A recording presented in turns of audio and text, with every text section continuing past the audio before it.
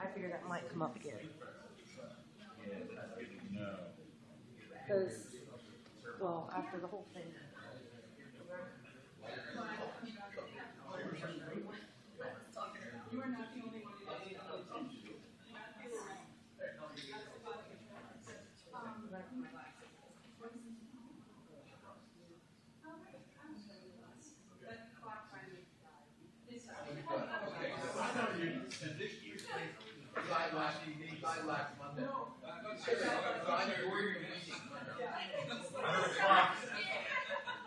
I'm one grand call. You need two. 2 clocks or 2 minutes? No, 2 minutes. You do a T-minus? Just get a clock over there where it comes out, like a blast off, where people can see the digital readout. So the meeting was over, everybody went to the clock. Dude, like, I think that already had an authorized. 6:30. Are you thinking about 1644 Z?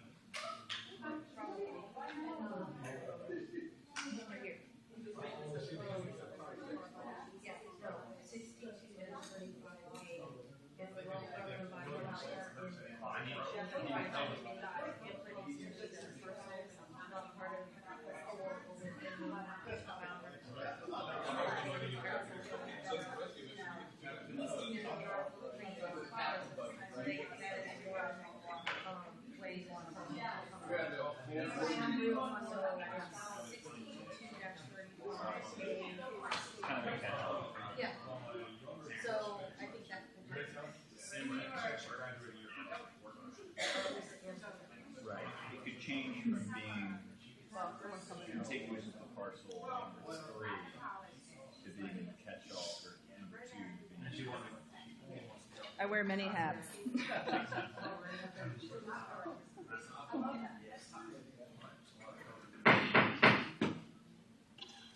Good evening and welcome. I'd like to open the July 15th, 2024 meeting of the Planning Commission for New Kent County. If we could all rise as you're able for the Pledge of Allegiance and a moment of silence. First, a moment of silence.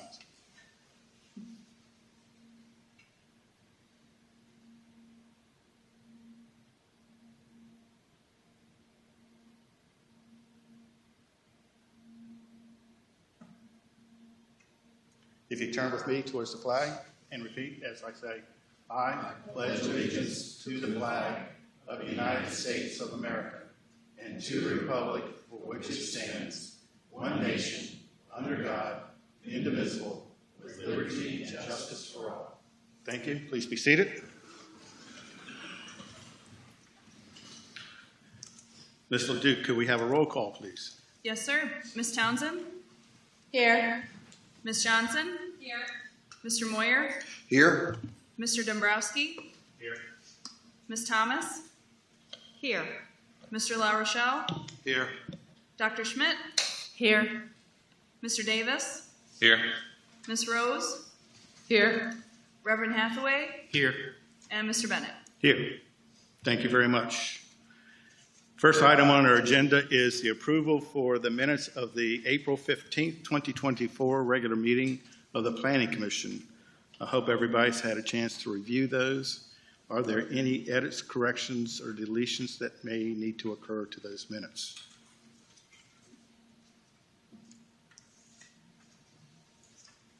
Mr. Chairman. Yes, Ms. If no one has Townsend. any corrections or changes that they'd like to make, I'll make a motion that we accept the minutes as presented. Thank you, Mr. Townsend. The motion is to accept the minutes. Any discussion needed? If not, roll call, please. Okay. Mr. La Rochelle? Aye. Mr. Moy, I'm sorry, Mr. Moyer? Aye. Ms. Rose? Aye. Dr. Schmidt? Abstain. Ms. Johnson? Aye. Mr. Dombrowski? Aye. Ms. Townsend? Aye. Mr. Davis? Aye. Reverend Hathaway? Aye. Ms. Thomas? Aye. And Mr. Bennett? Aye. I'd like to remind the commission members that we did have a meeting on May 29th. It was a joint meeting with the Board of Supervisors, but it's not really necessary for any minutes as there was no item for vote for by the Planning Commission. It was more of information seeking than anything else. If you have any comments or questions on that, we can answer those now. Okay. If not, we'll move on to item number 5, citizen comment period. And Ms. LeDuc, if you would see if there's anybody like to address the commission.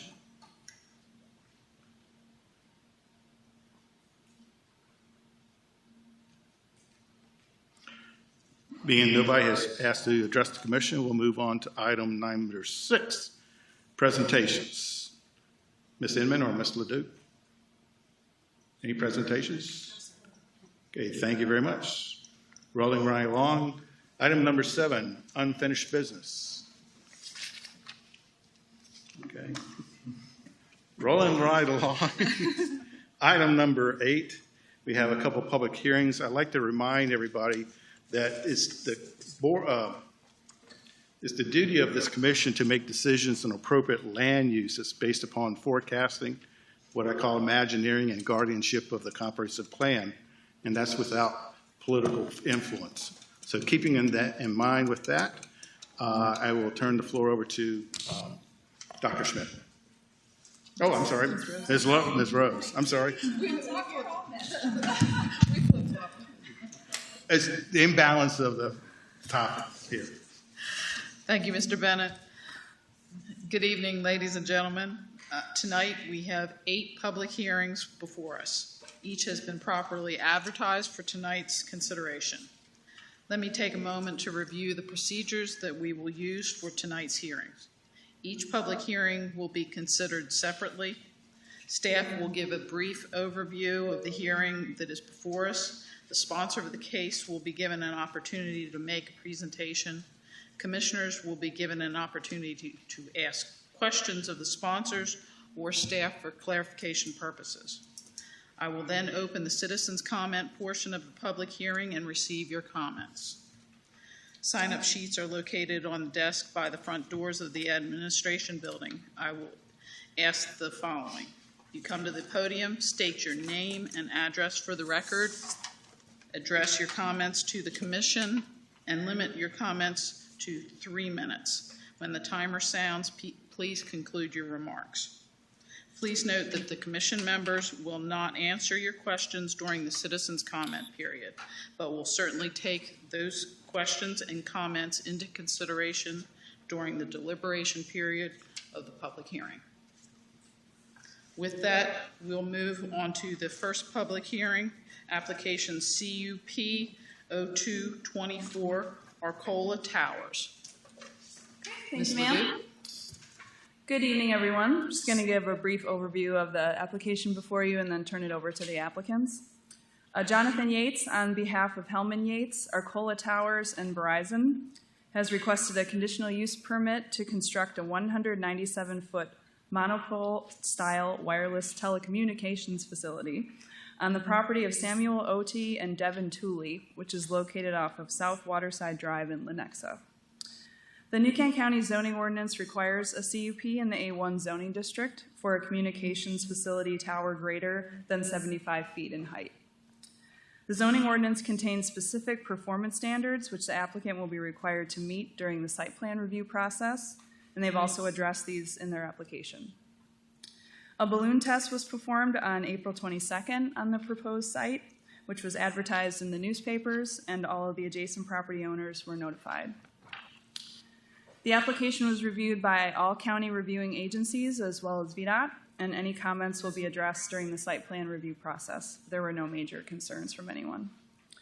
This tower project will not cause any increased impacts to county services, while at the same time helping to increase communication in this area of the county.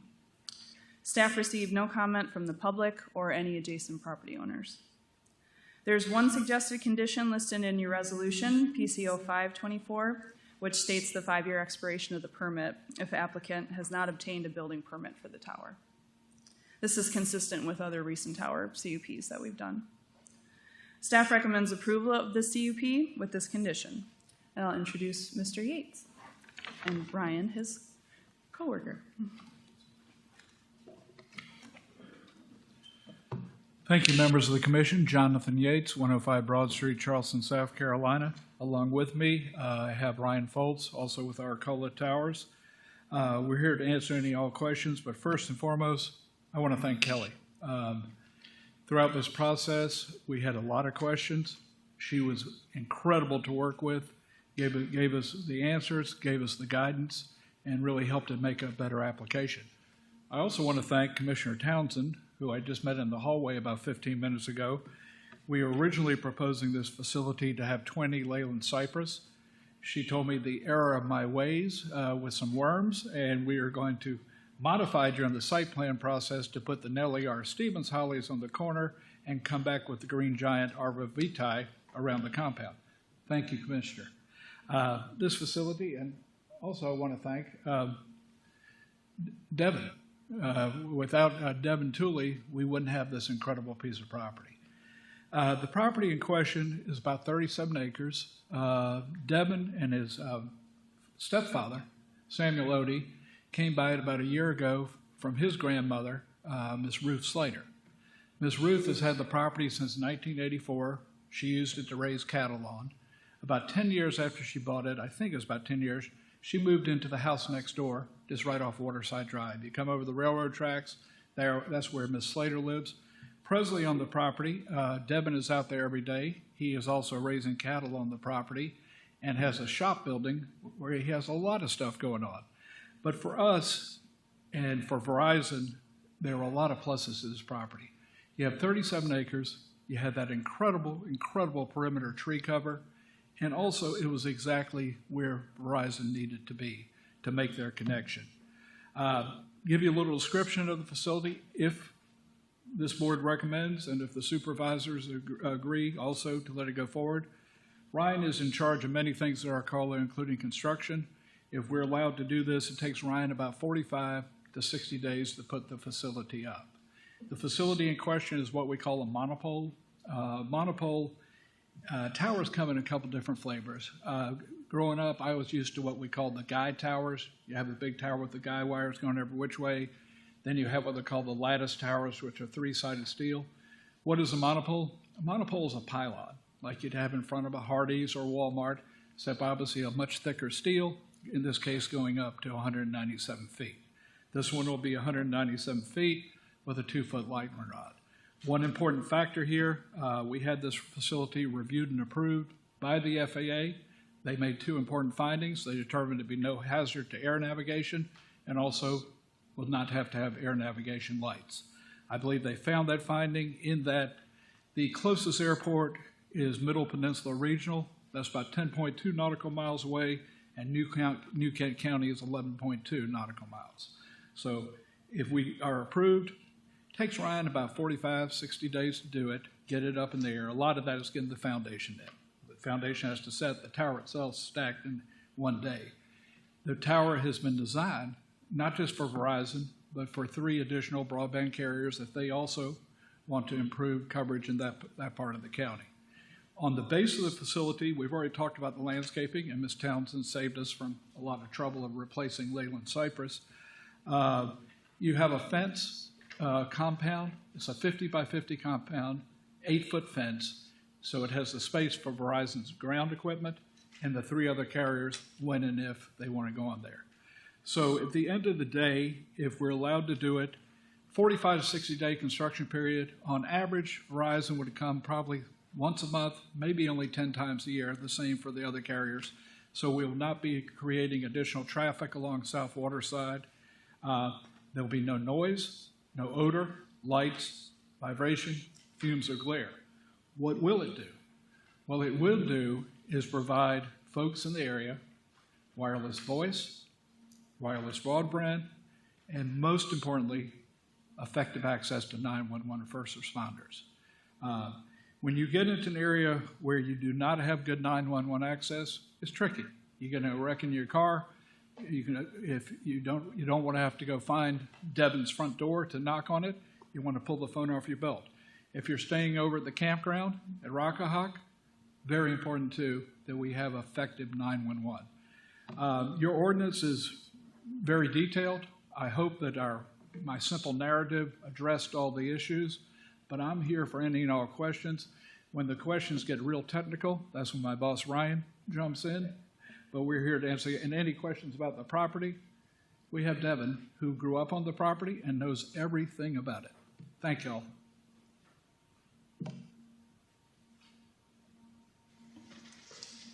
Thank you. Are there questions from the commissioners at this point?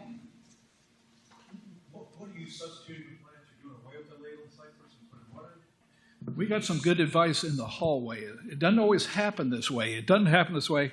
Commissioner Townsend had brought up a problem they're having with worms in the Leyland cypress.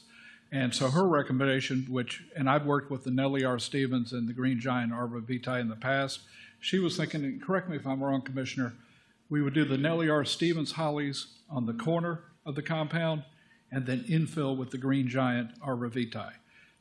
She has predicted we'd have more success with those over the long term.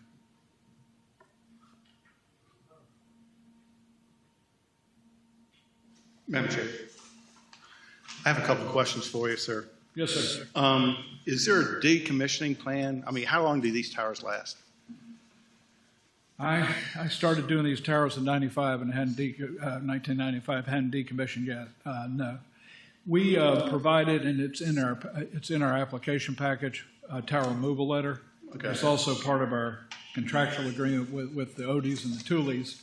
If for some reason someone like Elon Musk puts everything up into the heavens and towers go away, if it's not used, it comes down. It comes down. I need to work a little longer on that. So the additional question I have is, I noticed that there were some easement acquisitions that are needed, and on the site plan, I noticed it's rights to be acquired. That's both for on the property for which this tower is to reside, but also on the Slater property. I would presume there's no problem for the Slater property, but those two easements are disconnected. They're not contiguous. And it seems like there would need to be an easement through the Donovan property also to make that easement continuous. But question number one is, have those easements been acquired? Number two, is there a need to have an easement through the Donovan property to make those easements contiguous? I'm going to pull Ryan up. Ryan, will you confirm? I know as to Slater. So there is a continuous access and utility easement for all the property owners using that access drive. We obtained another access utility easement because basically where that gravel actually sits, it's a little bit off center from the actual legal easements. Mm-hmm. So we got one from the grandmother, which is Slater's, correct? Ruth Slater. And we actually are proposing to do a little more gravel on the Tully properties. We don't have to get a second easement. So we're just going to increase the gravel there. Should be an expansion gravel detail right there. And so we're going to be, that would set us back in the actual access utility easement that we can use. It still seems like that gravel roadway is still on the Donovan property, not on the subject property. And there's no, at least on the diagram I see, there's no easement identified to be there or currently there. Isn't there going to need to be an easement to access that site? So there is an existing non-exclusive access utility easement that we're using under the Tully's access utility easement that runs through the existing gravel. When we pulled our survey, we had to get an additional easement through Ms. Ruth Slater's property, and instead of getting a second easement, we're going to gravel onto Mr. Tully's and go through. I just, Sorry. I just don't want, I thought that maybe there was a solution. It wasn't diagrammed on the plan, and I didn't want to recommend approval for something which was landlocked. Yeah, no, we made sure before we come to you guys it was landlocked, and it's really hard to see because there's so many survey lines on that site plan. All right. Thank you, sir. Thank you. Madam Chair. I know this is for the applicant maybe as well as staff. Have we had any feedback or comments from anyone within the line of sight of the balloon test? I know several properties that you can see the balloon. We have not with all the notices, and I don't think you guys had that either. No, okay, thank you. Madam Chair? I know in the past on several of our site tours, we've always had some spaces that have been sort of offered to the county for fire and rescue and the police. I'm not sure if their system has got a full coverage now. Will the county have access if they were to need that area? Yeah, our tower is built structurally to handle your guys' equipment. We just need to apply an application, and there's plenty of space in that fencing compound. And we have lease rights outside of that if we got to expand it as well. So yeah, it'll be available for you guys. Thank you. So following up with Ms. Townsend, were you asking if there was to be space on the tower for the county or space in the lot for the county? Space on the tower. And Both. you have documentation here that seems to say we will be provided space if it's available, right? Yeah. If space is available. So what is that? As we sit here today, the tower is being built for Verizon only, but with the ability to add other carriers, should they choose to, I presume, rent the space or however it works? Correct. Yeah. So Verizon came to us and said, hey, we need to get better service in the area. So they're what we call our anchor tenant. So we're building this pole, but we build the pole and per our application for 3 additional co-locations. That's for AT&T, T-Mobile. Hopefully they all come to us. When we say available, because sometimes, let's say, if AT&T had an application at the next level down, and that's where you guys wanted to go, we would have to work something out with the county and AT&T to put your guys' equipment on there. But it's a 197-foot pole. It's built for 3 additional carriers, and they can go, there should be space. But it's first come, first served. If you get applications tomorrow from the other 3 carriers and that space is claimed, there's no space for it. Yeah. But there'll be additional A lower space capacity. Yeah. And again, with the 50 by 50, because usually most counties, their ground component is pretty mild. And also, typically we're seeing on the towers that have, say, 2 whip antennas or maybe 1 Yagi. So generally we can handle it. And then another question, what color? What is it going to look like? It's a galvanized finish, and the purpose with the galvanized, it dulls up pretty quickly and non-reflective, and it doesn't emit any glare. Yes, sir. Madam Chair, you mentioned that this meets a gap for Verizon, but will existing gaps still remain after you got this tower? Outside of the coverage area for Verizon in this specific location, I'm sure I've driven through the county several times now. There's other gaps that need to be filled. But this will cover about 2 to 3 miles based on Verizon's equipment, and that depends a lot on topography and the amount of use on it. But yeah, happy to fill those needs though.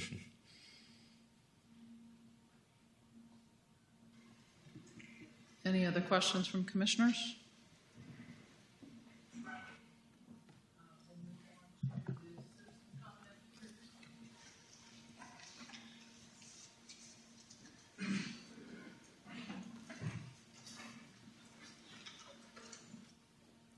As there's no one signed up, I will close the public hearing, turn it back over to Chair Bennett. Thank you, Ms. Rose.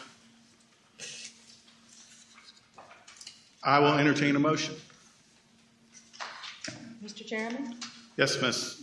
Townsend. make a motion. In order to address and protect and promote public conveniency, necessity, general welfare, and good zoning practices in the county, I move to adopt resolution number PC 0524 to forward application CUP 0224 to New King County Board of Supervisors with a favorable recommendation. Thank you very much. Discussion among the commissioners.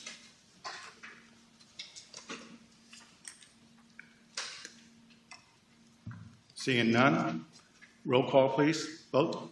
Okay, motion for approval. Mr. La Rochelle, Aye.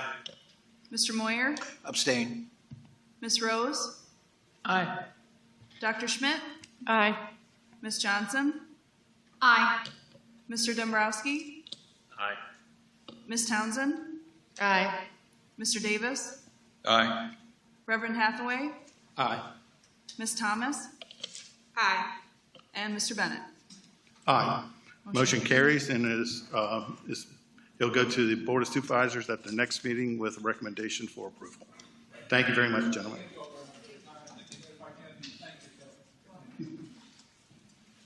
We'll pause here for a second.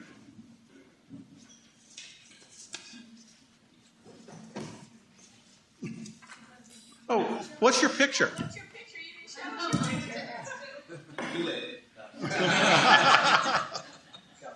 What, we want to change our vote. I'm just saying. It's a portrait of Ms. Townsend. With her trees. It's just a site plan. I'm always scared about a power outage or the video not working, so I always bring the site plan and the FAA, just in case. Okay. I'm sorry. I've been in meetings where video didn't work or test pack didn't work, so, and also you can see my face, I'm old school. I still have that. Thank you very much. We're preparing a portrait of this Townsend next to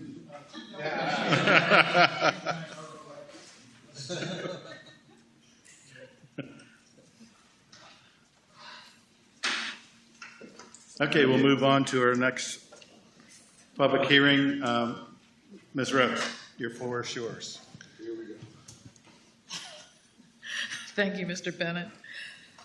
I'll open public hearing AFD 0124, addition to Cook's Mill AFD.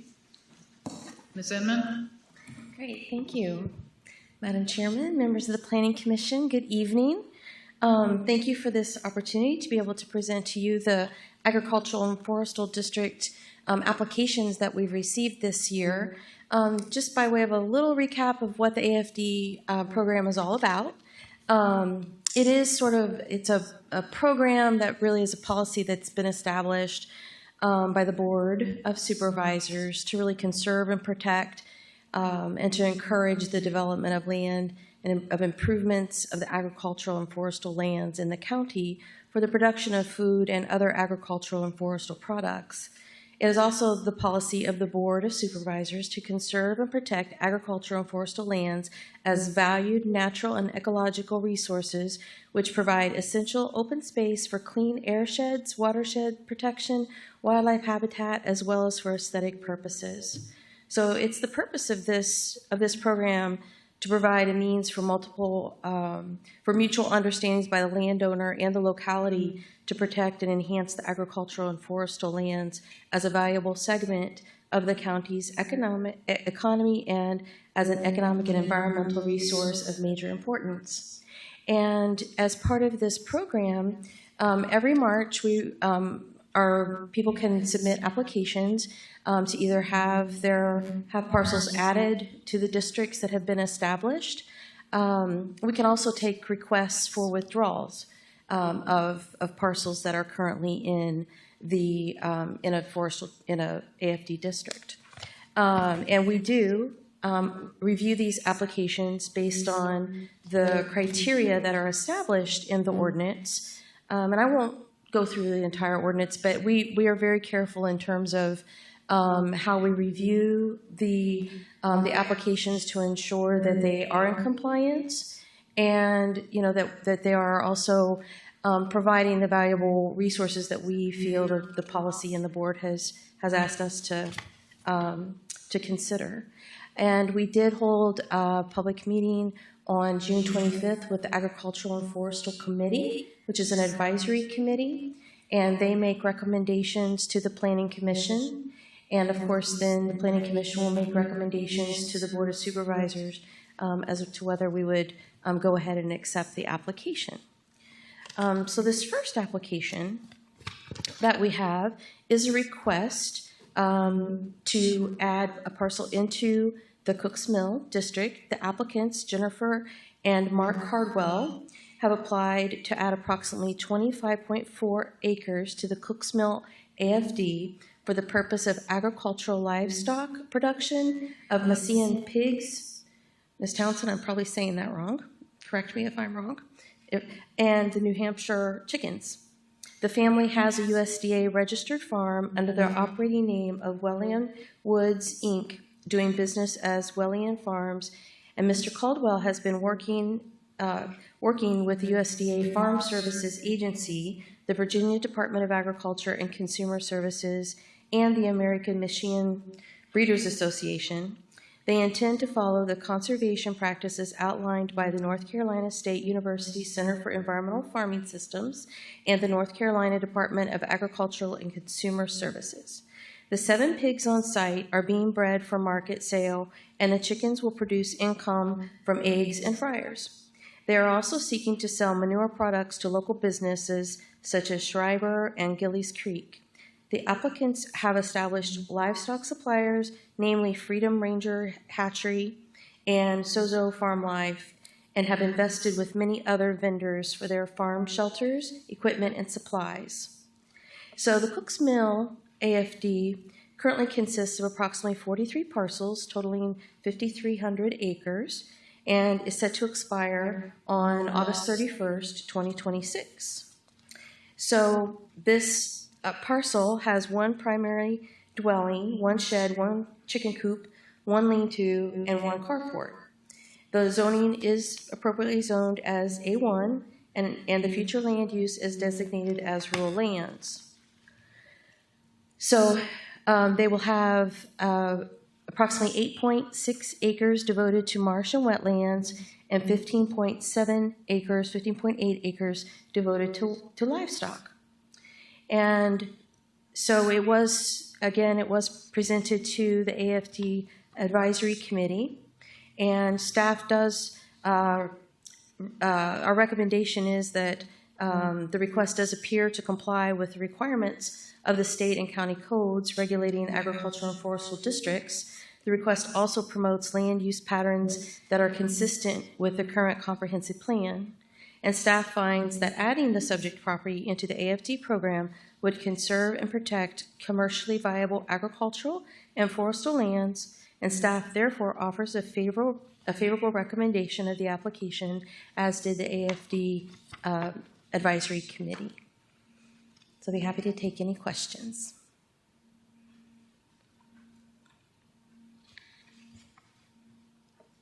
I don't have a question, but I got a comment. Okay. I've never seen it put together like this before. This is unbelievable. With the receipts from the hatchery to show that they're buying the chickens actually. That's very good, very good. Thank you. Thank you, Mr. Moyer. So we would have a resolution in your packet. If there's no questions. I do have one question, Yeah. or it's more or less a comment. I noticed on the paperwork for the resolution, sometimes the names aren't matching up. Oh, So I don't know okay. if that's something we need to address now or by the time it's signed. We'll address it by the time it gets signed. Yes, sir. Thank you. Yes, sir.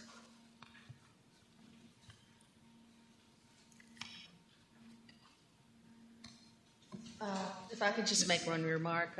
My concern with looking at the project was the manure, because chicken manure and pig manure can be right potent.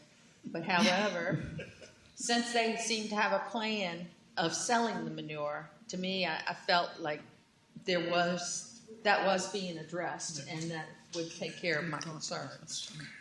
Very good.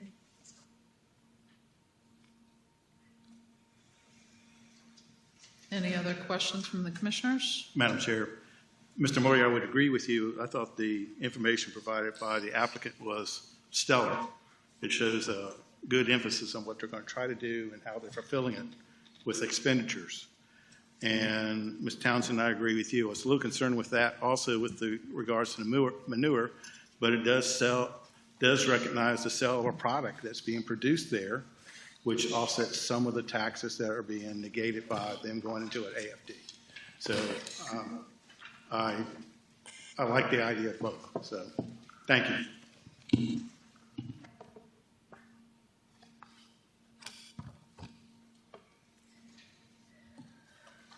Any other questions, comments?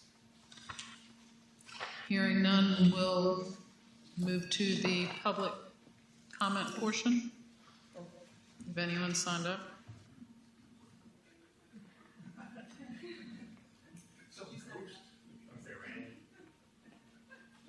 I got 3 minutes, right?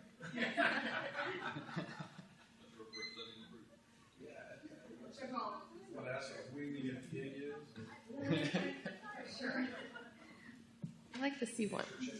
Is there no There was Oh, a picture. yeah.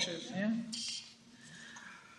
As there's no public comments, we'll close the public hearing and turn it back over to Chairman Bennett. Thank you, Ms. Rose. Is there a motion before this commission, or should anybody wishing to put a motion before this commission?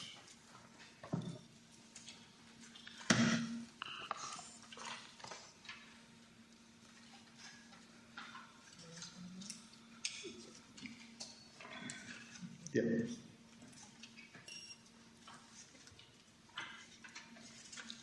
Okay. If we're waiting on a motion, anybody like to discussion on this item?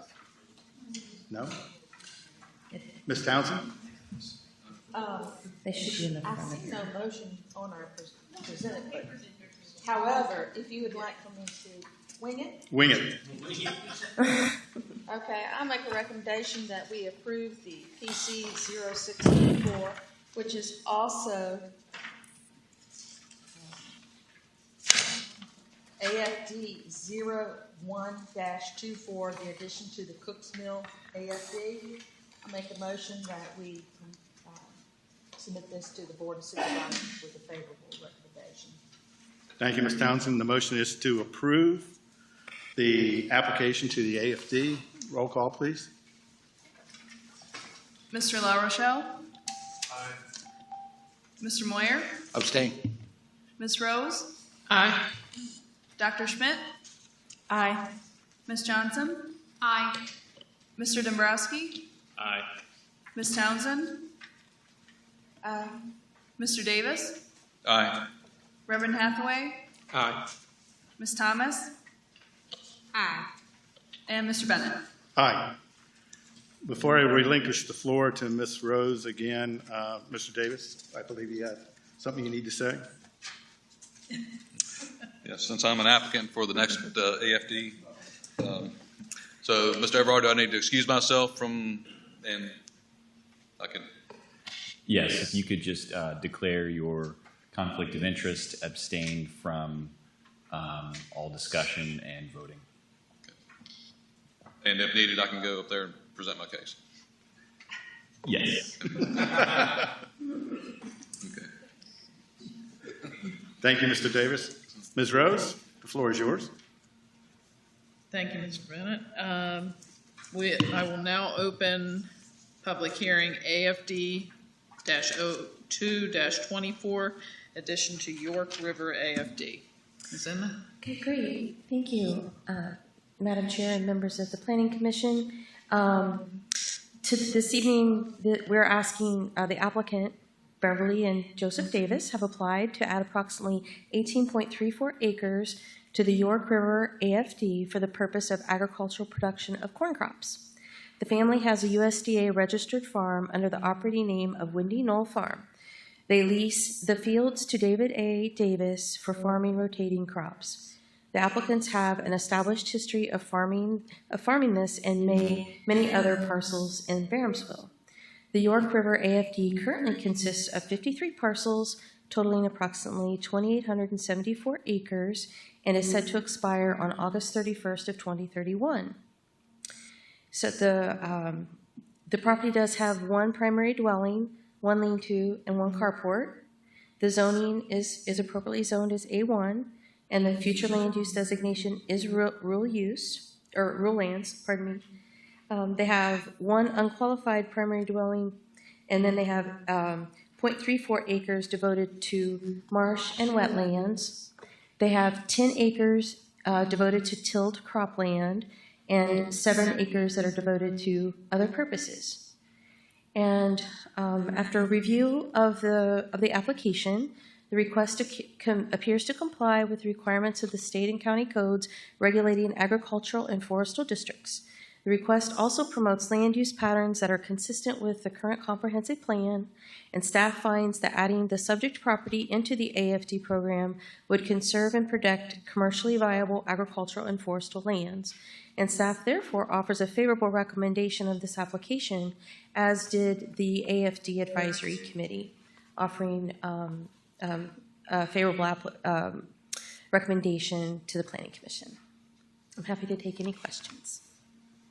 Thank you, Ms. Zidman. Commissioners, have any questions, comments?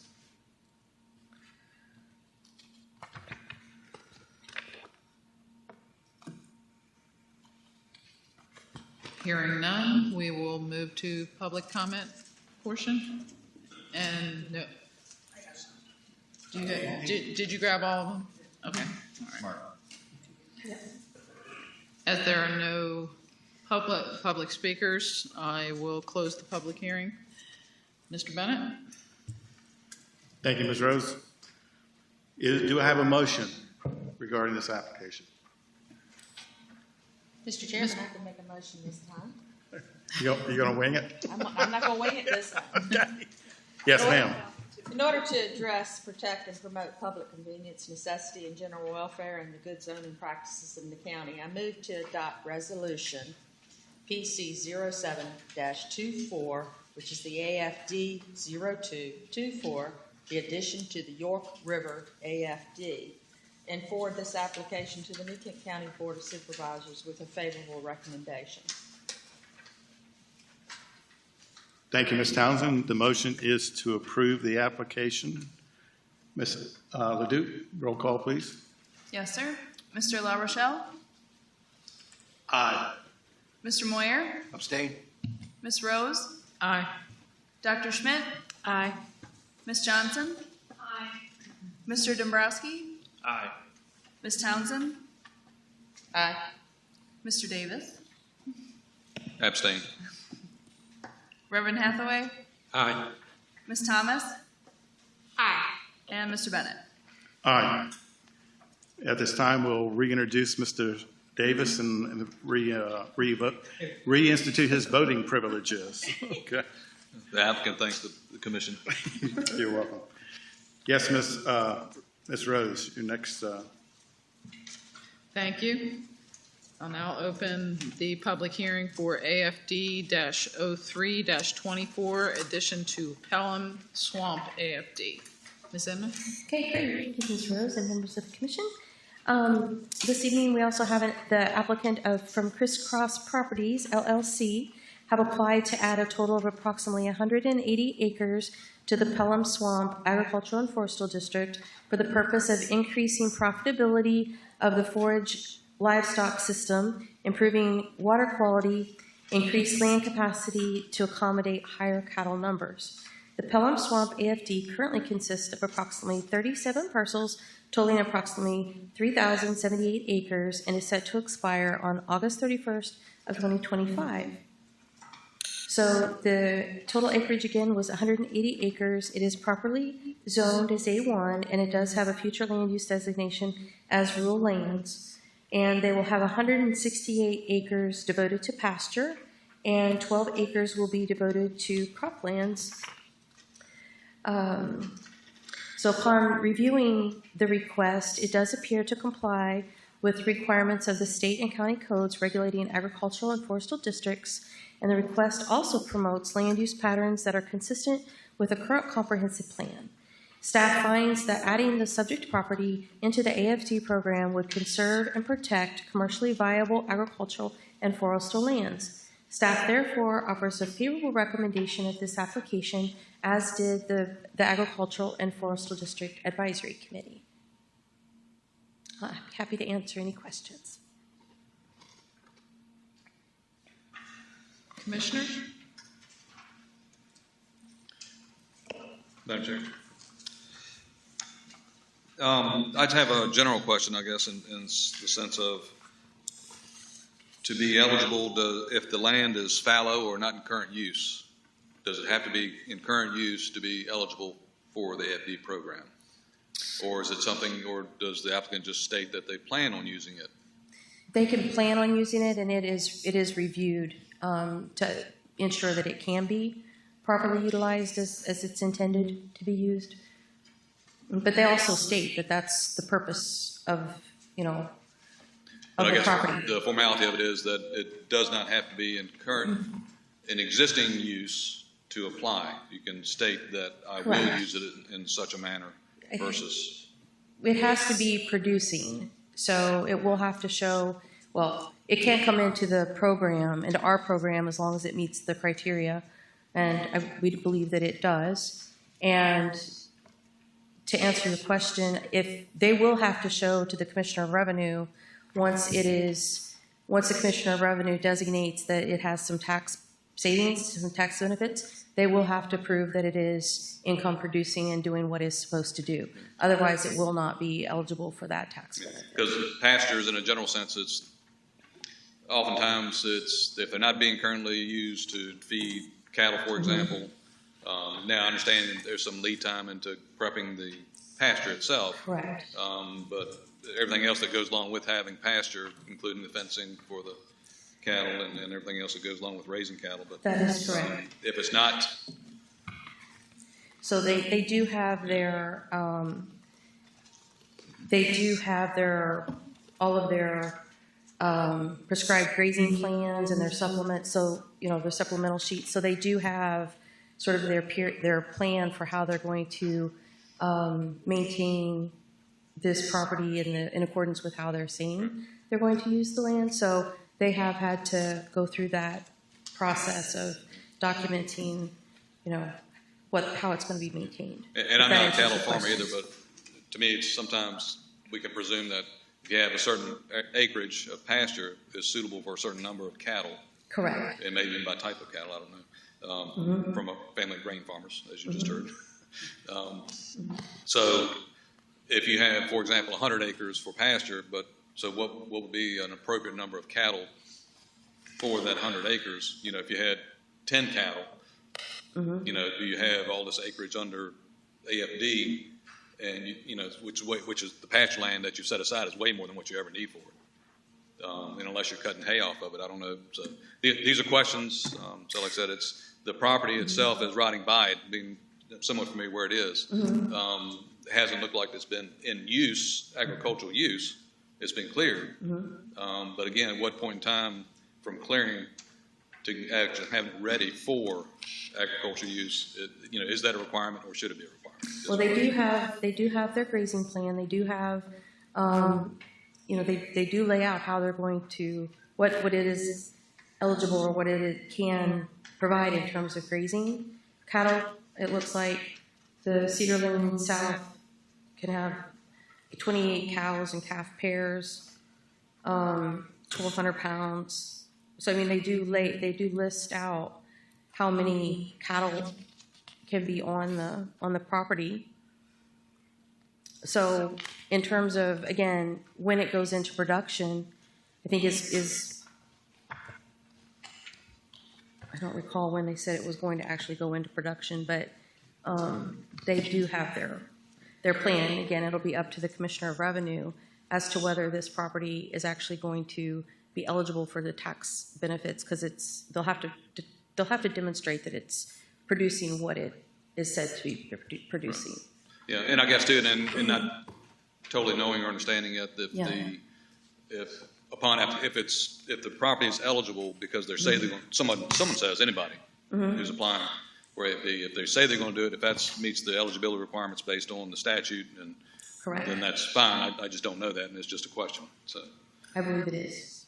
If I can add some information, in May, Commissioner Revenue will send them a form, which what they have to do is answer the following questions. How is that piece of parcel taken care of, and show me proof of what you have done to take care of it. So if there are seeding, they have to show the receipts. If they're gonna lease it out to a farmer, they have to show that lease with the farmers there. So it all catches up with you. At the point right now, the cattle are going through some fields. Some fields are ready for them, some fields are not, but they're used for transport. They can go through this field to get to another field, so this field could rest. It's real important that they have resting fields because the cattle can overgraze a field and actually make it worse. So I think that's what they're doing right at the moment, is they're trying to let it rest a little bit because there's so much wood chips in the soils. They got to let that stuff deteriorate. I think that was my concern with this, is just when it comes to runoff. I mean, right now they're running approximately 28 head on that acreage.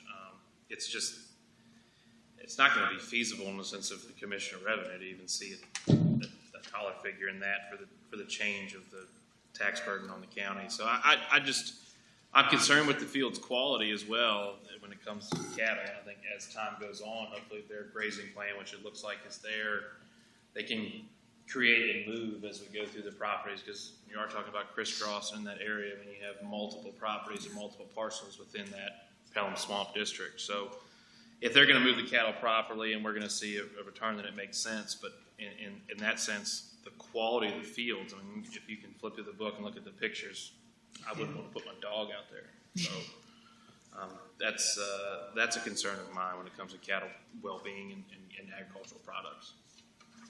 Madam Chair, I don't know if you're going to be able to address this, Ms. Emmett, or not, but I was looking through the documentation, and I'll express my concerns along with Mr. Dombrowski and understand what Ms. Townsend was saying. But in their documents, there was a conservation plan report, and it was prepared by the Colonial Water and Soil Conservation District, and it mentioned the implementation of proposed BMPs, which were wide width buffers and bank protection.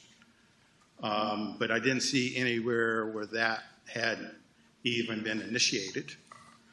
And then the second component of that same conservation plan report states that there was several features experiencing heavy sheet and rill erosion, as well as gully erosion and sediment buildup. And again, I did not see any documented actions that have been completed to negate these characterizations. So with some of the concerns that Mr. Davis has expressed and some of the concerns with Mr. Dombrowski has expressed, it seems like this application is too early. To satisfy my quandaries, I would like to see some actions on these characteristics that were identifying the property, at least documentation that's been taken care of. Maybe 1 or 2 seasons of the property healing and the rotation of the cattle on the property. But I think this is, the application is way too early for consideration. Okay.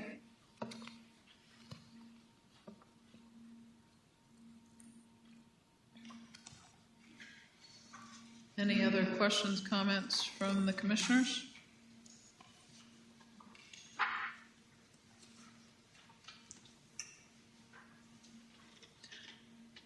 I do have one quick question for Ms. Townsend.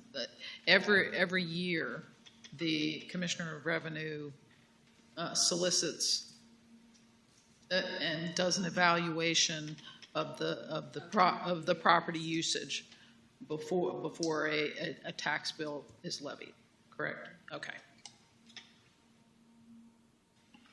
Of course, How is that evaluation done? Does she actually go out? She may have a agent to go out, or I may have to end up going out for her, again, to review the sites. As I say, I don't make decisions for them, so I take photographs and try to show that there is something happening or whether there's not anything happening.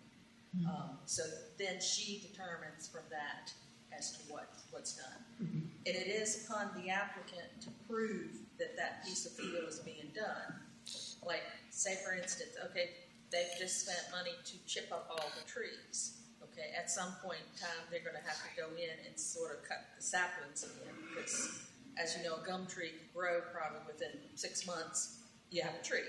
So they're gonna have to clear it, but the problem is the soil is very acidic right at the moment, because when they grind up the stumps, there's too much pine bark or bark chips going into the soil. So then you need to work with it to sort of build that soil back up. And it takes a little while, but they have to prove to her that they are doing something. And correct me if I'm wrong, Ms. Townsend, but the Commissioner of Revenue based a lot of decisions on the applicant fulfilling, providing receipts or sales receipts or something of that nature of products produced on the property, or a lot of the considerations that I've seen on forestal areas that they have an forestry management plan in place that tells them basically how much acreage they have to forests and how many years they have to go before it's ripe to be forested, not just dormant trees there, but it's actually being pursued as a forest. So, and they have to present that plan to both this commission and to, I believe, the tax assessor. Is that correct? Yes. Madam Chair, Ms. Inman, and maybe Mr. Everard, do we have to take action on this? Can we defer action until there's more information presented? Or do we have to take action, or what are our options? Well, so the Planning Commission would need to send a recommendation to the board at its next meeting. This, I'm not sure, I think we defer. Asking if there's a time period in which they need to make that recommendation. It would be today. Ms. Inman? I believe so. I got a question, and maybe Kelly can answer this. I believe we've had cattle farmers in the past in the county. How have we treated that? When they put a pasture in use? I'd have to look, I don't know, on the spot. Because if we say no to this and every other time we've said yes, that's not gonna look too good. Or if we say yes to this and we've told other ones, you gotta wait 2-3 years till you have a field ready. I don't recall anything over the past couple of years that we've had this come up. That's okay. That's okay. Go ahead. So at this point, as of today, this application by you guys' standards as of today passed, correct? Or Based on what I see, and I'm not an expert in soils, so I'm going based on, what the information that we have been provided. And it is true, it does say that the soil is not in great condition. However, based on how many cattle they're saying that it can carry right now, I think is what they're expected to have on the property. So whether they took that into consideration, I'm assuming, Ms. Townsend might be able to correct me, that when their plan was made, they were taking into consideration the condition of the soil in the area for the property, and that would determine how many cattle they could actually have as grazing. So they're saying right now, I believe it was like 28 cattle on 100 and some acres. So to me, I'm a horse person, and I would think that would be reasonable, but I'm not a cattle person, but I feel like it's, So the board. On 168 acres of pasture. I apologize. The board before us Mhm. approved it to come to us. Yes, ma'am. And we're only making that recommendation to go to the board of supervisors. Yes, ma'am. That is correct. So, but to the point of our evaluation of this, it's 128 acres, that there are 168 acres, and I think they're saying, I lost my page, 20-some cows on that. So I think that, to me, is reasonable. Now, if they were saying they were going to have 100 cows or something of that nature, but 12 cows on 160 acres seems reasonable to me. And the point of the AFD program from the planning perspective is to help to maintain the rural character of the county. And we don't look at it necessarily from the tax benefit perspective. We look at it from how it's accomplishing the goals and objectives of our comprehensive plan, and it does meet that. So, yes, I believe, based on the photos that we have, there are some soil issues, there are some erosion issues that have been identified. But overall, I believe that the property can sustain 28 cows. I have a question. On your AFD board, there are several, Yes. farmers, correct? Yes, ma'am. Very sophisticated farmers. Yes, and I believe, is there one cattle farmer that's on there as well? Yes. Mm-hmm. So I Mr. do have I have high confidence that the AFD board did take a very close look at this. Because like I say, there are people who are actually really qualified in farming and have done some cattle work that are on this board. That's right. And I believe we had a 6-0 vote. Mr. Everett's going to answer your question about the deferral. And Mr. Chairman, just wanted to answer your question. After a quick review of the ordinance, I couldn't find any prohibition against this commission deferring it if it so chose. And, at the end of the day, the AFD committee provides its recommendation, the planning department provides their recommendation, but it is your duty as a planning commission to use your own best judgment with the facts that you have before you.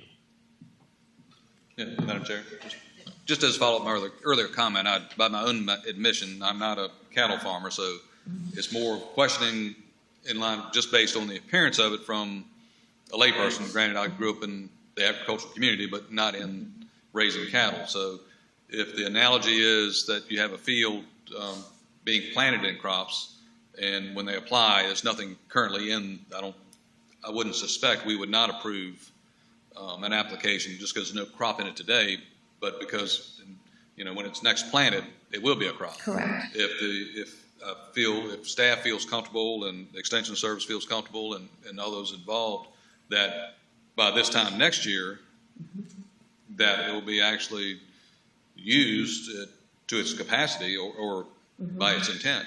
That's right. Then Based upon the grazing plan. based upon the grazing plan and those. And if it's not, he doesn't get the crisscross doesn't get the tax benefit, right? Because they have to report it to the Commissioner of Revenue. Right. That is correct.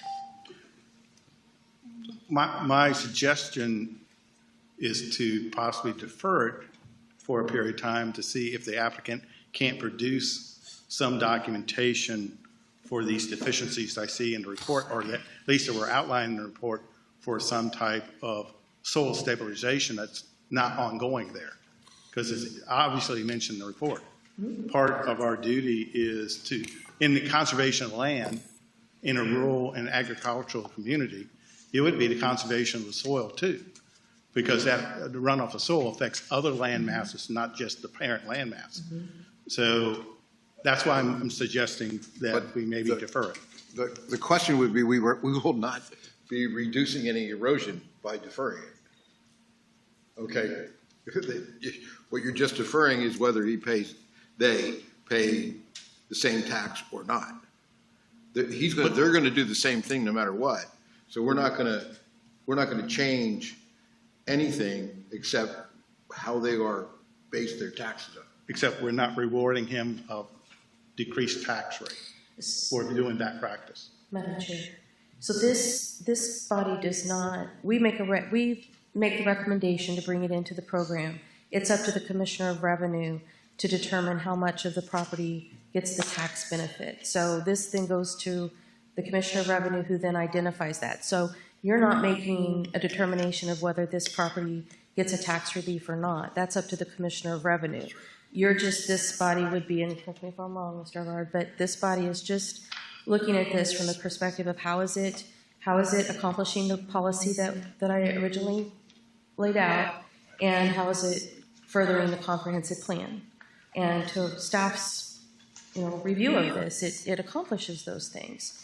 We note that there are some issues with the soils, and we can certainly go back and talk with Crisscross Properties about that to determine what their strategy might be to stabilize that and to help prevent any further erosion from occurring. We can certainly do that. But Ms. Inman, correct me if I'm wrong, the application of the AFD, it doesn't really necessarily intersect with the erosion and sediment control compliance provisions, correct? That's correct. That's a different. Yeah. That's a different. And that should be handled separately. It's separately with the environmental department. From that's out of our this this particular. Yes, ma'am. This is issue. That's right. That would be in the environmental department, Mr. and Chairman. that would handle that. What if we had made a motion to approve it, however, add a amendment to it that the environmental department take a look at the property to make sure that it's meeting its criteria? That way somebody's always aware that there were some issues and concerns.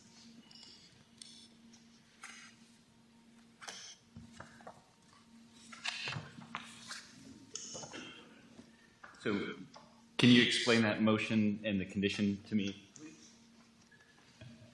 I mean, what I would suggest is that, if we did approve it, we would send it to the Board of Supervisors with a favorable recommendation. However, we did have a concern of erosion. However, we know that the property's not there yet, but we just wanted to make sure that it was noted. And the concern with the property was there are current erosion impacts on the property.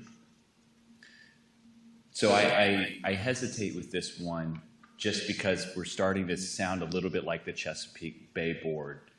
The commission here is to determine whether or not it fits the criteria in 6236, which includes in subsection 7 any other matter which may be relevant, and then going on, it says, in judging the agricultural and forestal significance of land, any relevant agricultural or forestal maps may be considered, as well as soil, climate, topography, other natural factors, markets, the extent and nature of farm structures, the present status of agriculture and forestry, anticipated trends in agricultural economic conditions, and so on.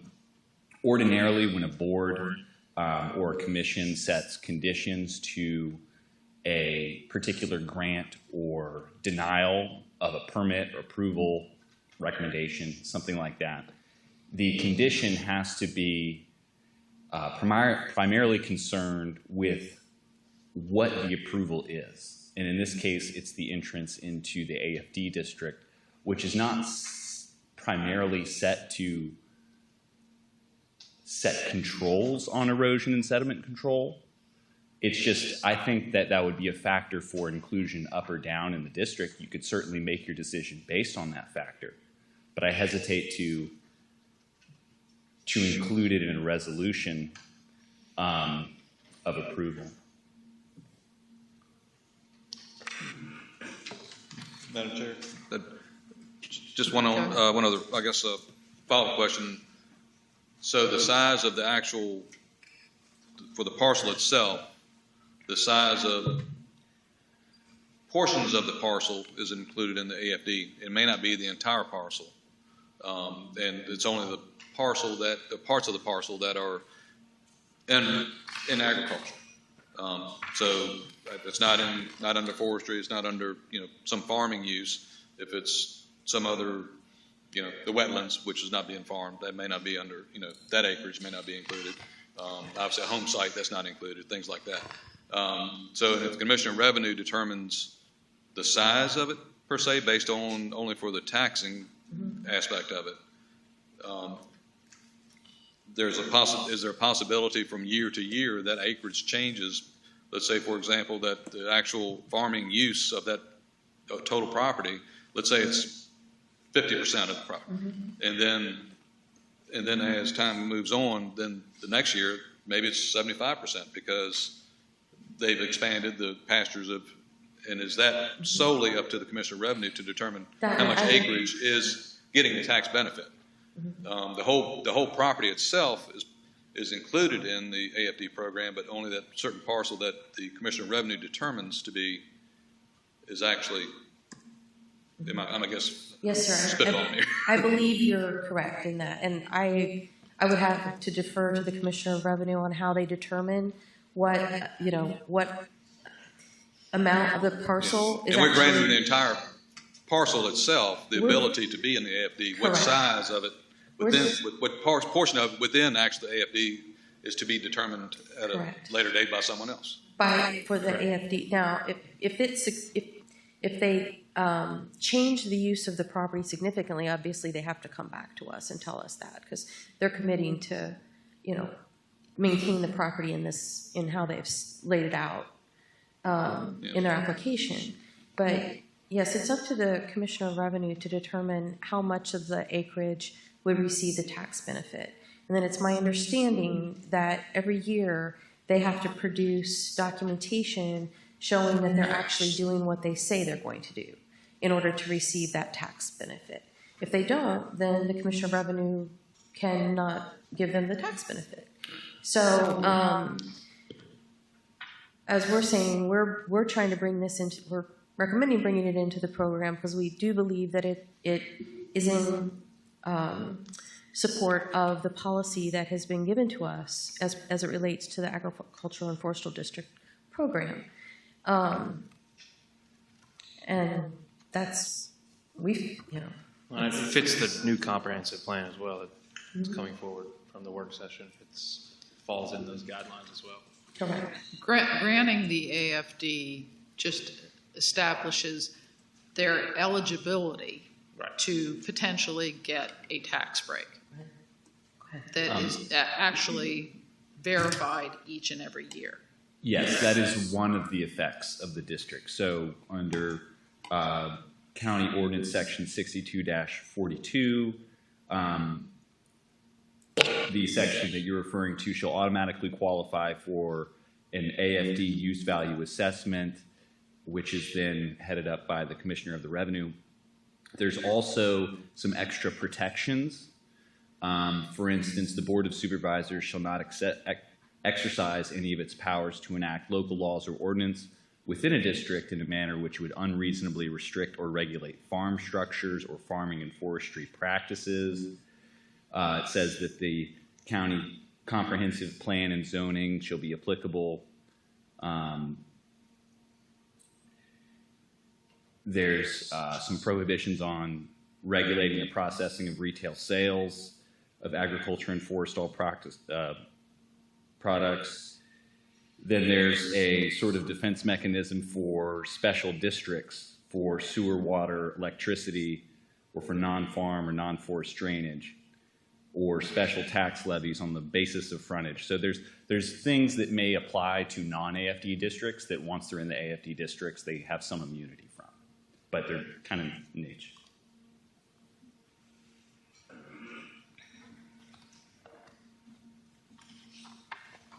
All right. Any other comments, questions? And I guess just one more follow-up. I feel like I'm beating a dead cow, right? That's what you're raising. Yeah. So the entire parcel is not in a state that's is being eroded or not fully up to speed on pasture. There are portions, or I'd like to think significant portions of the parcel, because I can only see what I can see from the roadway. So there's other areas on that parcel that are fit or up to shape as far as for raising cattle. Is that A fair assessment? Based on the photos that I have received, it does appear that there are areas of grazing pasture that would be suitable for the cows. I do believe there's the erosion. We have documentation of that. But the areas where they would be grazing the cows, I believe there's sufficient space for that. Again, it's 168 acres that would be pasture for the cows, for 28 cows.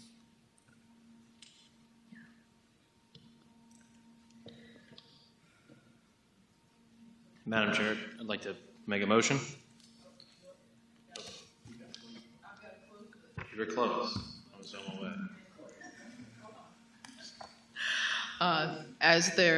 I know there are no public comments, I will go ahead and close the public hearing and turn it back over to Mr. Bennett. Thank you, Ms. Rose. Yes, Mr. Dombrowski. Mr. Chairman, I'd like to make a motion to send a favorable recommendation forward to the New Kent County Board of Supervisors for the addition of tax map parcel 2265, containing approximately 180 acres of the Pelham Swamp Agricultural Forestry District to the County Board of Supervisors. Thank you. The motion is to approve the application. Roll call, please. Okay. Just for the record, this will be to approve PC 08-24. Thank you. Thank you. Mr. La Rochelle? Aye. Mr. Moyer? Abstain. Ms. Rose? Aye. Dr. Schmidt? Ms. Johnson? Aye. Mr. Dombrowski? Aye. Ms. Townsend? Mr. Davis? Aye. Reverend Hathaway? Ms. Thomas? It might be because mine is on. Somebody else has to turn their mic on. Thank you. And Mr. Bennett? Abstain. I don't think the application is complete yet. Okay. Motion carries. Thank you.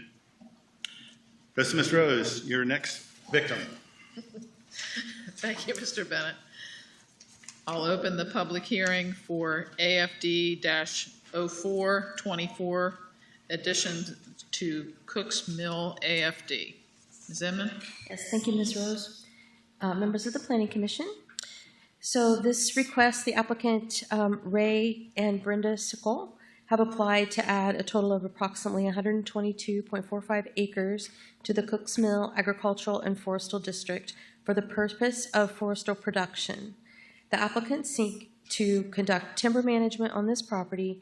The Cook's Mill AFD currently consists of approximately 43 parcels, totaling approximately 5,312 acres, and is set to expire on August 31st of 2026. So there are actually two parcels. They're both zoned A1, and their future land use designation, they're both designated as rural lands. So they'll have 7 acres devoted to pasture, 32.81 acres are devoted to marsh and wetlands, and 82.64 acres will be devoted to the timber management. So again, the request, based on staff's review, appeared to be to comply with requirements of the state and county codes regulating the agricultural and forestal districts. And the request also promotes the land use patterns that are consistent with the current comprehensive plan. Staff finds that adding the subject property into the AFD program would conserve and protect commercially viable agricultural and forestal lands, and staff therefore offers a favorable recommendation of this application, as did the Agricultural and Forestal District Advisory Committee. Be happy to take any questions. Thank you, Ms. Inman. Any questions, comments from the commissioners? I have a couple. Ms. Inman, some of my observations on this application was similar to the last one, so I won't ask that particular question or those particular questions, but since there is part of this plan to have a forestry product or forest component to it, has there been provided a forestry management plan? I did not see one. Yes, sir. I'm sorry? Yes, sir. Okay. They do have their forestal management plan. Okay, thank you. Mhm.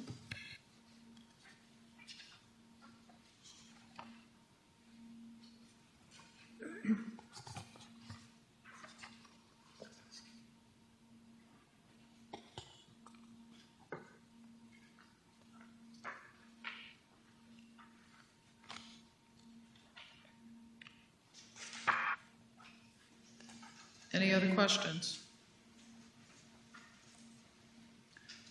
As there are no public participants, I'm going to close the hearing and turn it back over to Mr. Bennett. Thank you, Ms. Rose. Do I have a motion regarding this application?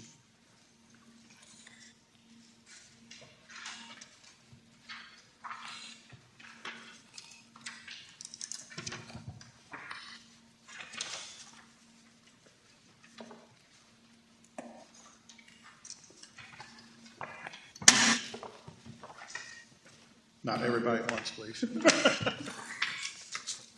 Yes, Ms. Rose? Did you want to make a statement? I'll go ahead and make the motion. Okay, thank you. In order to address, protect, and promote public convenience, necessity, general welfare, and good zoning practices in the county, I move to adopt resolution, make sure I get PC 0924 to the New Kent County Board of Supervisors with a favorable recommendation.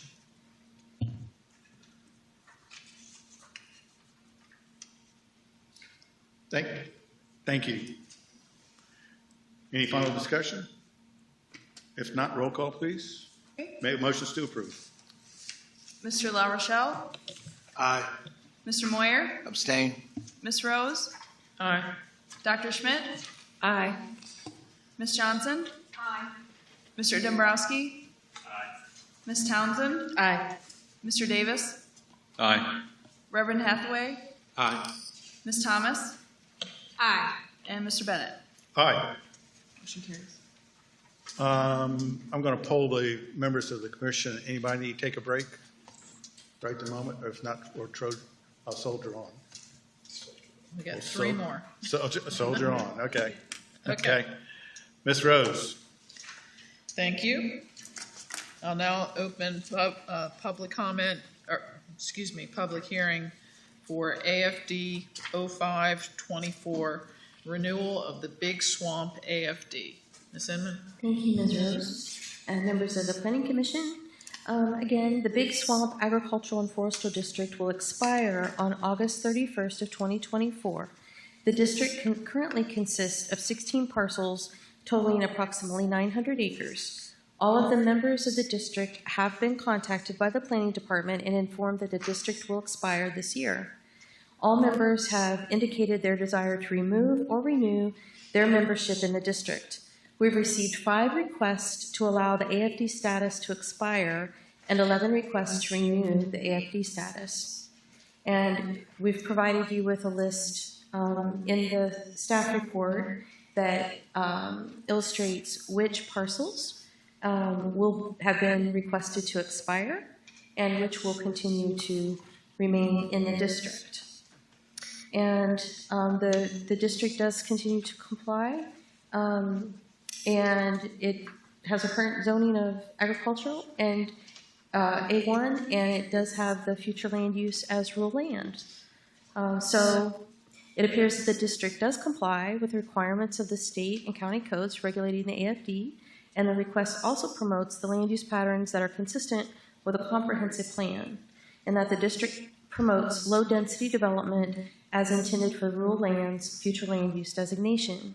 Staff also finds that renewing the Big Swamp AFD will conserve and protect commercially viable agricultural and forestal lands, and staff therefore offers a favorable recommendation for the renewal of the Big Swamp AFD, as did the Agricultural and Forestal District Advisory Committee. I'll be happy to take any questions. Madam Chair? Yes. I just have a general question. I see one with no response. What happens to those? Are they included or are they expiring? They remain included. Okay.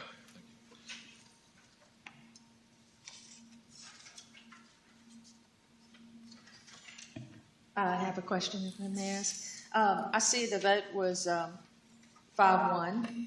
Was there a particular reason? I think there might have been an abstention. I think they might have had parcels in this district. Okay. Yes.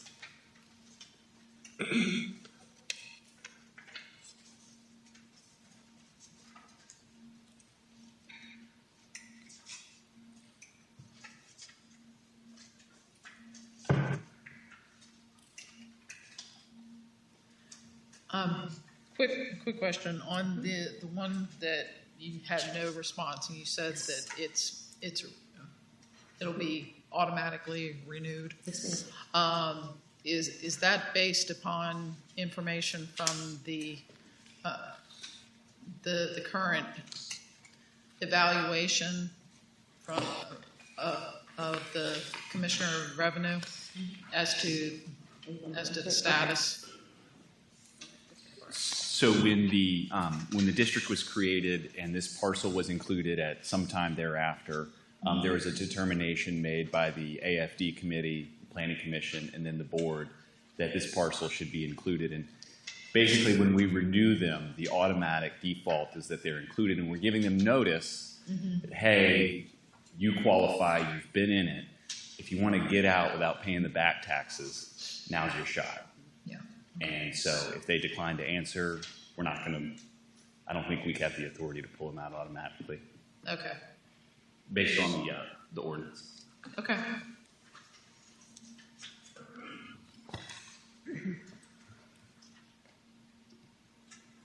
Any other questions from the commissioners?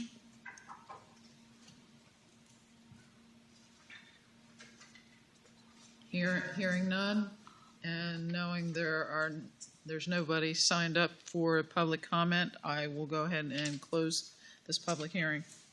Thank you, Ms. Rose. What's the pleasure of the commission regarding this application? Mr. Chairman, I'll make a motion. Yes, Mr. Reverend Hathaway. In order to address, protect, and promote public convenience, necessity, general welfare, and good zoning practices in the county, I move to adopt resolution PC-10-24. Thank you, Reverend Hathaway. The motion is to approve the application. Roll call, please. Okay. Dr. Schmidt? Aye. Ms. Johnson? Aye. Mr. Dombrowski? Aye. Ms. Townsend? Aye. Mr. Davis? Aye. Reverend Hathaway? Aye. Ms. Thomas? Aye. Mr. La Rochelle? Aye. Mr. Moyer? Abstain. Ms. Rose? Aye. And Mr. Bennett? Aye. Thank you very much. Ms. Rose, back at you. Thank you. I'll now open the public hearing for AFD-06-24, renewal of the Pamunkey River AFD. Ms. Emmett?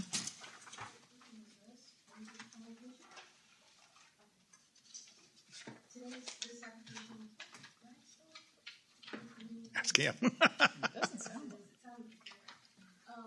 the Pamunkey River Agricultural and Forestal District will expire on August 31st, 2024. The district currently consists of 56 parcels totaling approximately 8,122 acres. All members of the district have been contacted by the planning department and informed that the district will expire this year. Members of the district have indicated their desire to renew their membership in the district. We have not received any requests to allow their AFD status to expire. The supporting response letters were included in the report. At the time that we sent out the report, we still had a few that were coming in. As of today, we have received all of the requests to have their parcels renewed. We are very pleased with that. So all previously approved land uses continue to be reported annually to the Commissioner of Revenue. Is it, I thought it was split out.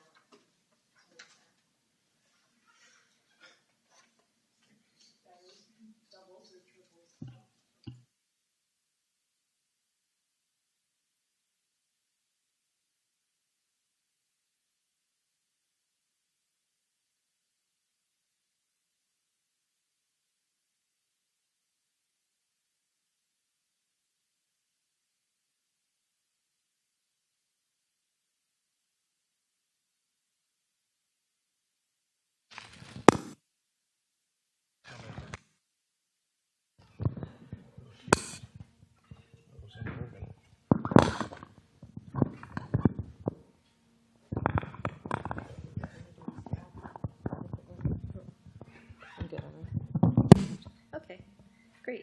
Thank you, Kenny.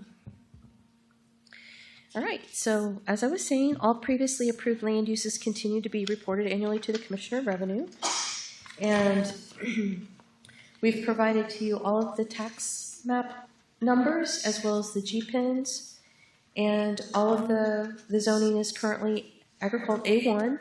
And of course, the comprehensive future land use is rural lands. So therefore, the staff recommends that the district appears to comply with the requirements of the state code regulating AFDs. The request also promotes land use patterns that are consistent with the comprehensive plan and that the district promotes low-density development as intended for rural lands future land use designation. Staff also finds that renewing the Pamunkey River AFD will conserve and protect commercially viable agricultural and forestal lands, and staff therefore offers a favorable recommendation for the renewal of the Pamunkey River AFD, as did the Agricultural and Forestal District Advisory Committee. I'll be happy to answer any questions.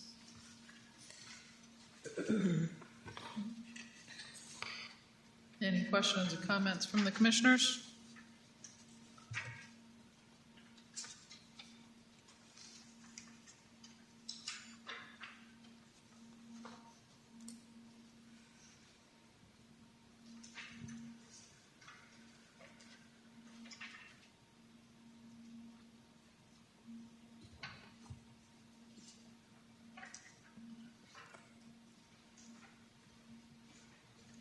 Hearing none, and the fact that there are no public comments, I will close this hearing and turn it back over to Mr. Bennett. Thank you, Ms. Rhodes. Commissioners, I will hear a motion or receive a motion or welcome a motion. Mr. Chair, I'll make a motion. Yes, sir, Mr. Davis. In order to address, protect, and promote public convenience, necessity, general welfare, and good zoning practices in the county, I move to adopt resolution number PC-12-24, addition to the Putney Creek AFD. I'm sorry, 11. Looking at the wrong one. PC 11 to the New Kent County Board of Supervisors with a favorable recommendation. Thank you, Mr. Davis. The motion is to approve the resolution. Roll call, please. Okay. Ms. Townsend? Aye. Mr. Davis? Aye. Reverend Hathaway? Aye. Ms. Thomas? Aye. Mr. LaRochelle? Aye. Mr. Moyer? Abstain. Ms. Rose? Aye. Dr. Schmidt? Aye. Ms. Johnson? Aye. Mr. Dombrowski? Aye. And Mr. Bennett? Aye. Motion passes. Ms. Rose, your last AFD for the year. Last one. I'll open the public hearing for AFD 07-24, additions to Putney Creek AFD. Yes, ma'am. Thank you, Ms. Rose, and members of the Planning Commission. So the applicants with Tidewater and Big Bend Foundation have applied to add a total of approximately 139 acres to the Putney Creek Agricultural and Forestal District for the purpose of forestal production. The Tidewater and Big Bend Foundation seek to manage wildlife habitat, improve the overall health of the forest, maintain scenic forests, and conduct timber management. The Putney Creek AFD currently consists of approximately 30 parcels, totaling 3,200 acres, and is set to expire on August 31st of 2025. So there are actually 3 parcels that are being added. They are all zoned A1, and they all have the future land use designation as rural lands. And let's see, the acres devoted to timber will be 139. And so therefore, the request appears to comply with the requirements of the state and county codes regulating the agricultural and forestal districts. The request also promotes land use patterns that are consistent with the current comprehensive plan. Staff finds that adding the subject property into the AFD program would conserve and protect commercially viable agricultural and forestal lands. Staff therefore offers a favorable recommendation of the application, as did the Agricultural and Forestal District Advisory Committee. I'll be happy to answer any questions.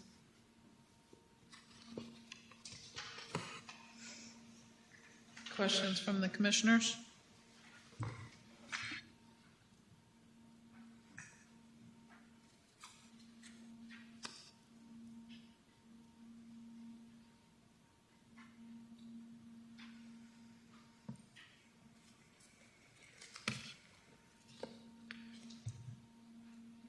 Hearing none. There public comments. I will close the hearing. Thank you, Ms. Rose. I will entertain a motion from the commission. I'll make a motion. Oh, Go ahead. You good? you sure? I've got one in, you good. In order to address, protect, and promote public convenience, necessity, general welfare, and good zoning practices in the county, I move to adopt resolution number PC-12-24 to forward to the New Kent Board of Supervisors with a favorable recommendation. Thank you, Ms. Thomas. The motion is to approve the application. Roll call, please. Ms. Rose? Aye. Dr. Schmidt? Aye. Ms. Johnson? Aye. Mr. Dombrowski? Aye. Ms. Townsend? Aye. Mr. Davis? Aye. Reverend Hathaway? Aye. Ms. Thomas? Aye. Mr. La Rochelle? Aye. Thank you. Mr. Moyer? Abstain. And Mr. Bennett? Aye. Thank you, everybody in the commission. We made it as painful as, or least painful as possible this year. Okay? Thank you very much. We really appreciate it. We've been past 10 o'clock doing this AFDs before, so. Okay, moving on to item number 9 on the agenda, new business. And the appointment of a planning commission member to the Housing Advisory Committee. Who is going to entertain us with that? All right. Is that you? I can Please, thank you. Yes, thank you, Mr. Chairman, members of the commission. On April 30th, the Board of Supervisors approved Resolution R-11-24, expanding the membership of the Housing Advisory Committee to include a representative from the Board of Supervisors and a representative from the Planning Commission. So the Board of Supervisors have appointed Mr. Moyer, and we are also looking for a representative to be appointed from the Planning Commission. So I believe you have a resolution or request for to nominate and recommend your representative from the Planning Commission to the Housing Advisory Committee. Thank you, Ms. Edmond. Is this in relationship, have any relationship to the information Reverend Hathaway presented from the Planning Commission, from Plan RBA on? It's connected to that? And I believe Mr. Dombrowski had some interest in that, okay? Is that a continued interest? It's a continued interest. Is there any other person that would like to be considered for that? Mr. Everhard, Mr. Chairman, it is the meetings are held the first Wednesday of each month at 3 o'clock at the Visitor Center. I'm sorry. The meetings are held the first Wednesday of each month at 3 o'clock at the New Kent City the Visitor Center. Yes, ma'am. Any other person like to consider that? Okay.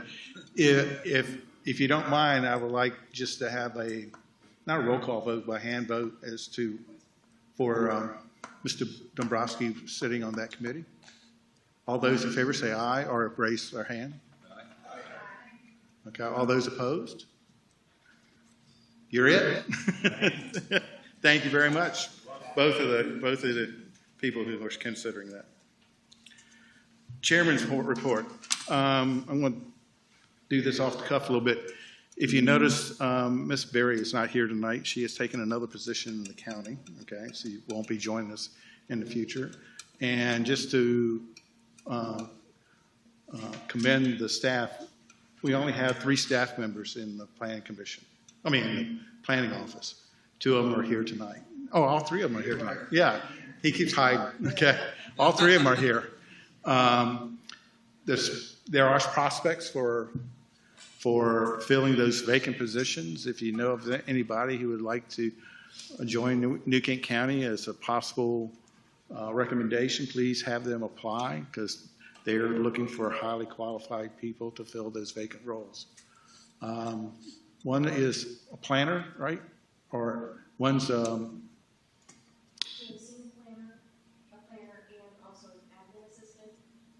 positions that are currently open, but we have conducted interviews and we're ready to extend offers. Thank you very much.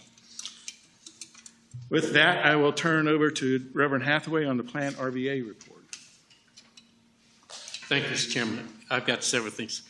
On May 21st, the Public Outreach and Engagement Committee, which is the committee of Plant RVA, met, and the key things we talked about was how could we engage our local communities in some of the resources that Plant RVA has.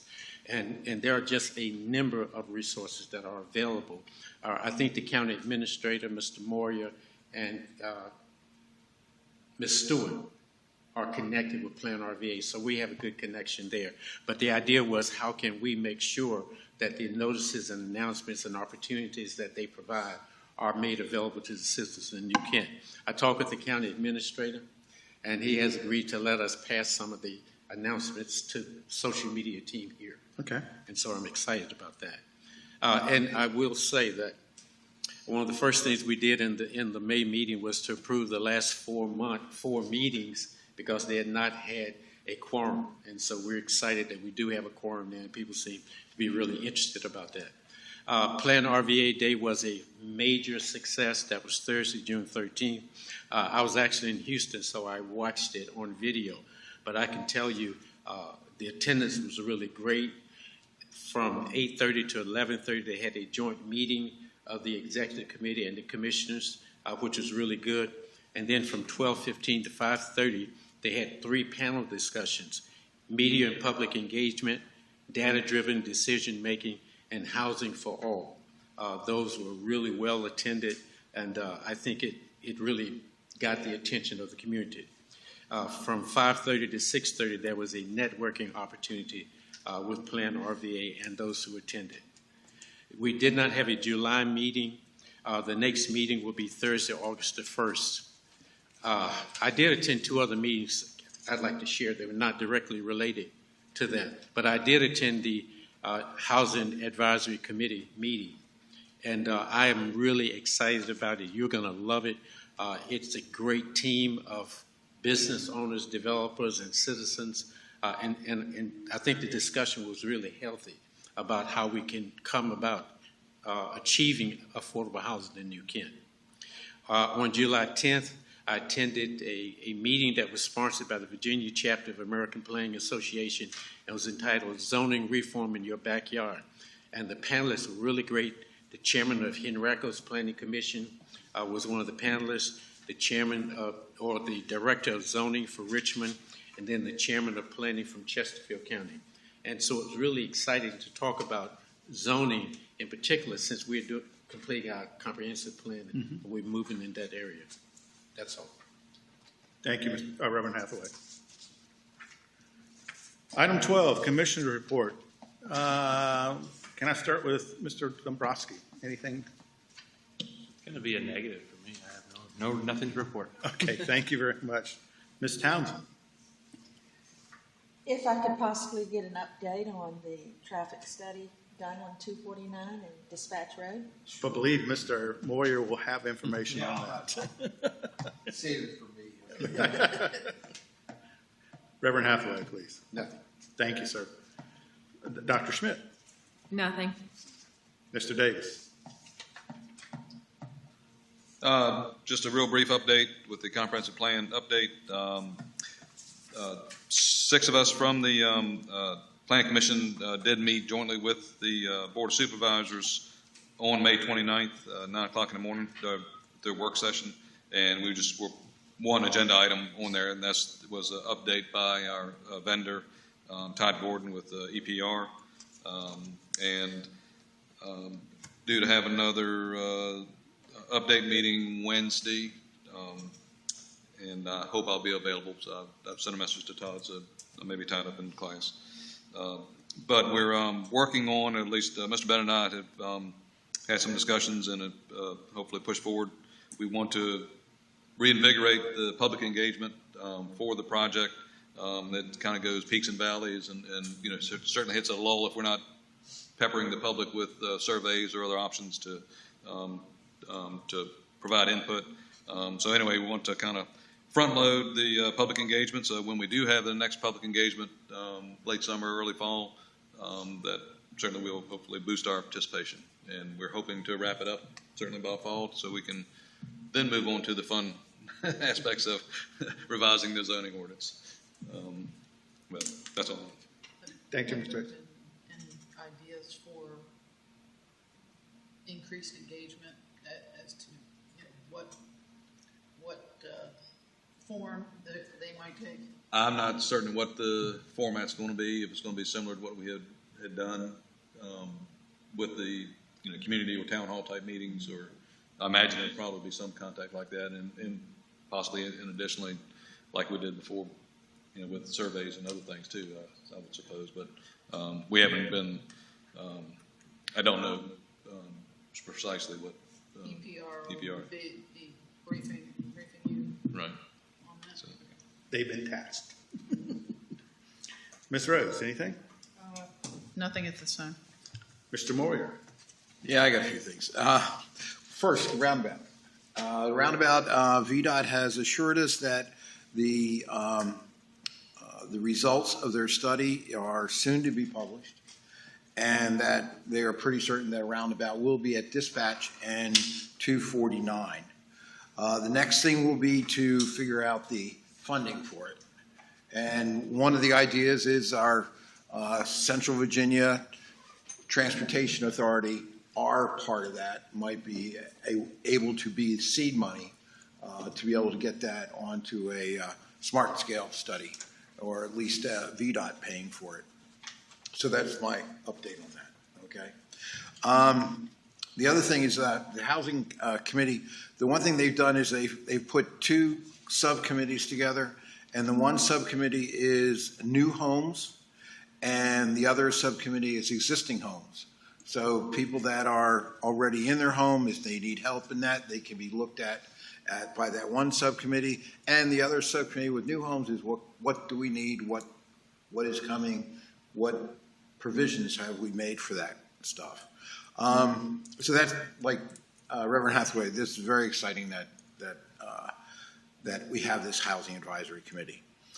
The other thing is this is coming up on July 21st is the 250th anniversary of the 1774 New Kent County Resolves, which is basically when our committee got together in New Kent and said, we ain't going to take it anymore, British, we're getting out. And so there's going to be a little thing on the lawn in the front of the courthouse, and that is July 21st from 2 to 3. The other thing, Ms. Inman and myself are going to be at Williamsburg next week. There's a Virginia chapter of the American Planning Association meeting that hopefully come back with some ideas on planning that. And the last thing is a number of the properties there have been 2 big properties in New Kent that have gone under what is classified as conservation. One is the White House, which is Miss Custis's plantation. That's 315 acres that have gone under conservation, which means that's never going to be used for anything but whatever it's used for now.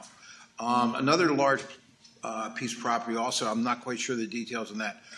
But one of the things that we want to do is we want to open that idea and that situation up to other people that are looking at old homesteads that have not been, they're either agriculture or they're residential, but they're never going to do anything with them. I know there's one farmer out near Hopewell and Cosby Mill that has 30 acres that has been in the family for a couple hundred years, and they want to keep it in the family for a couple hundred years, and they're not going to do anything else on it. So that can be placed into conservatorship. But the one thing that it does take some legal fees. And New Kent already has a funding mechanism for that we could help out those people. So if you know of people that have that type of property that been in the family for a long time, they don't want to do anything with it than what it's being done with, and they want to put it in that permanent conservatorship, let us know. That's it. Sorry. Thank you, Mr. Moyer. Mr. LaRochelle.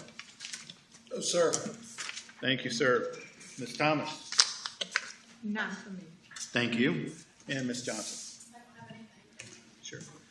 One item I like to mention for the staff during this report is as we get to transitioning from our comprehensive plan to our zoning rewrite, just give some thought to maybe having select number of consulting engineers, those people who have put into practice our zoning into development plans, just maybe poll them to see what they saw as weaknesses in implementing their plans under our guidelines and zoning ordinances, and maybe that'll help flesh out some of the weak points or the strengths even of our current zoning ordinance. Okay? That's my comment. Staff reports, item number 13. Yes. Thank you, Mr. Chairman. I just wanted to echo Mr. Moyer's comment about the APA Virginia Conference. There will be one session, I believe it's on Tuesday afternoon for planning commissioners. So if you would like to attend, please let me know.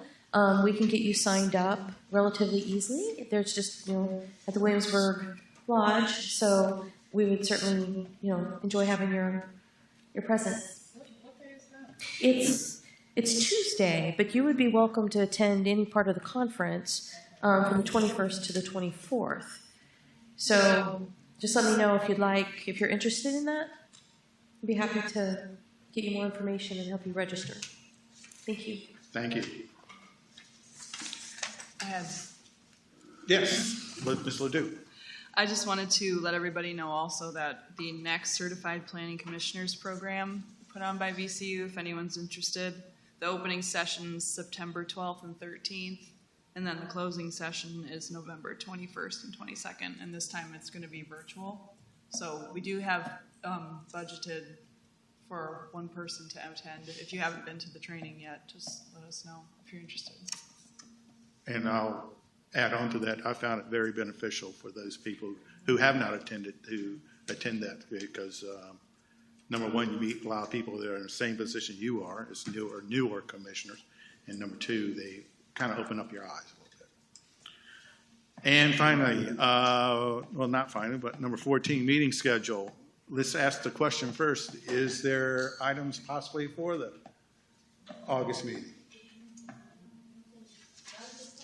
Okay, so to be determined, our next board commissioner meeting will be August 19th on Monday at 6:30 p.m. Again, that's a to be determined date. The date's affirmative, but whether we get together, that's another thing, okay? Is there any other item that needs to be brought before the commission? Speak now. Ms. Kelly, you're going to give these to the board of supervisors, right? Okay. Please, just leave them where they are and we'll get them picked up. Okay.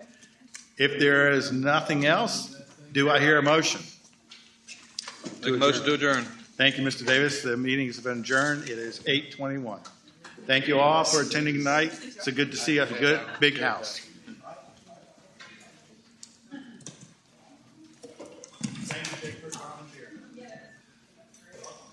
Thanks, Kelly.